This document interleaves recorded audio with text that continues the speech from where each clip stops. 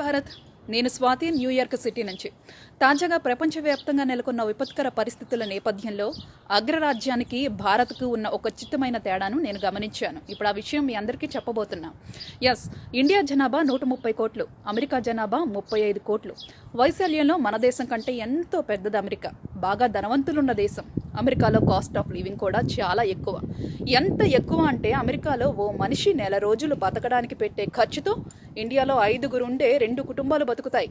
విశాలమైన ఇల్లు, ఇంటింటికి మధ్య దూరం కూడా చాలా ఎక్కువ.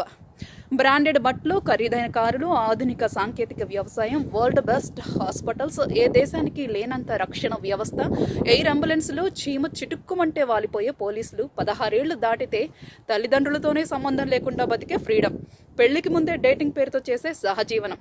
అబ్బో, ఒక్కటేమిటిలే, అదో భూతాల స్వర్గం మాదిరి అగ్రరాజ్యం, అన్నీ జబ్బలు చరుచుకునే పాలకులు.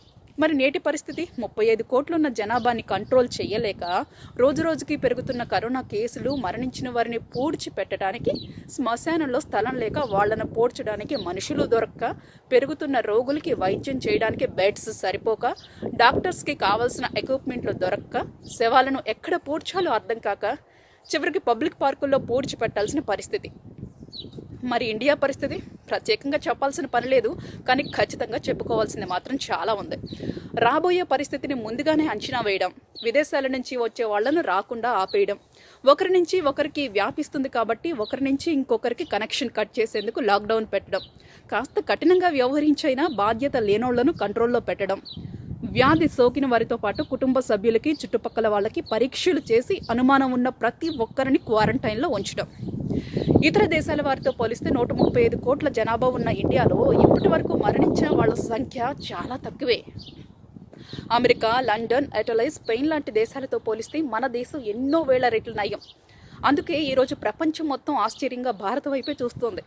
ఈ వ్యాధి ఇండియాలో వస్తే శవాల గుట్టలు చూస్తాము అని వాగిన నోర్లే ఈరోజు నోరు వెళ్లబెట్టి మన వైపు చూస్తున్నాయి.